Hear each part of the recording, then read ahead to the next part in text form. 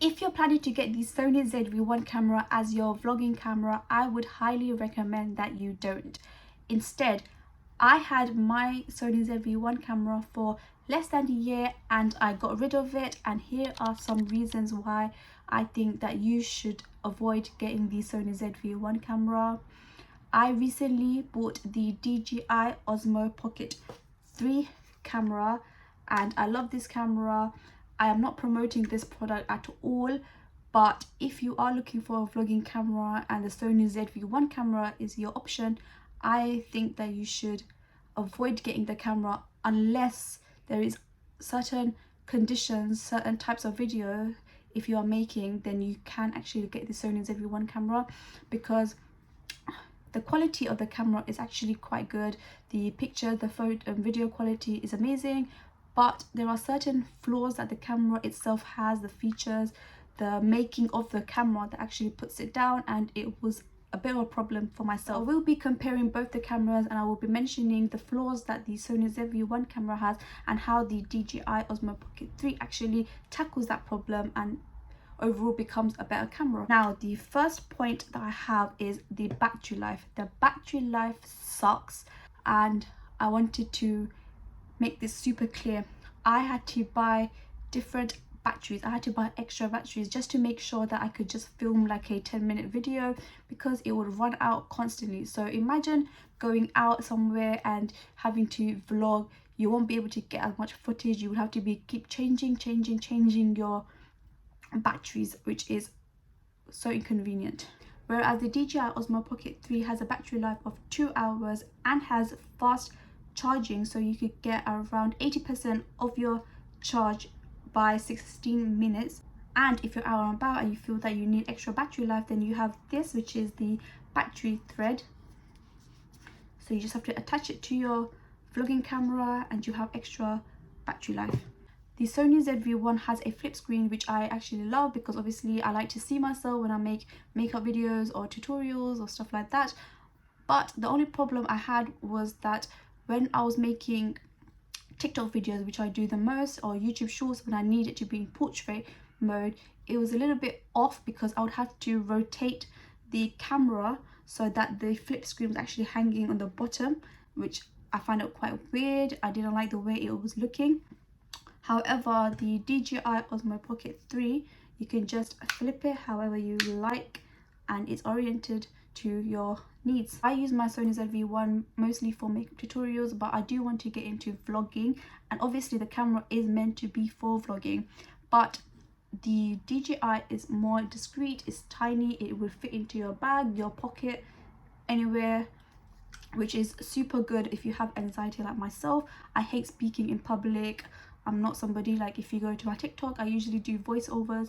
So I did actually get this camera so that it gives me the confidence to speak more in public. The next point that I would like to make is the wide angle. Sony Zv-1 has a very cropped angle for your video. So if you're somebody who likes to make sort of landscape videos, then this camera would not be able to capture most of the background. You'll see your face really zoomed into the camera, so you'd have to make another purchase, which is the wide angle lens that you can just screw on, or you could just stick using adhesive. So I had the adhesive wide angle lens, but it added so much bulk to the camera. It was super heavy that I did not like to take this camera around with me, as well as it actually ruined the sort of paint on my camera, which I hated. I hated that it did that. Next point I would like to make is the Sony Zv-1 stability was actually really bad, and to tackle this you would have to put it onto active steady shot, which cropped the image even further, your video even further down.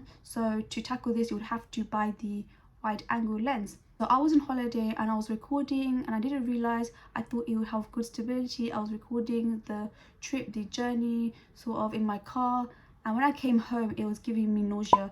The way the vid footage was shaking is awful. But the DJI Osmo Pocket 3 has a magnet wide angle lens, and it just attaches via magnet like this, so you get a wide angle footage. These cameras don't come with a flash, so I had to purchase extra LED sort of panels like this to give it some light when I'm in low light settings. However, The DJI Osmo Pocket 3 has a 1-inch sensor, which is supposed to be amazing in low light, and it does perform really well when you're outside in the dark. DJI Osmo Pocket 3 also comes with a mic transmitter, which is great. However, the Sony Zv-1, I had to purchase extra external microphones just to improve the sound quality, especially when I'm away from the camera and I want to be able to record my voice when vlogging or creating any video like this one. I might need a mic so that there's no wind noise. DJI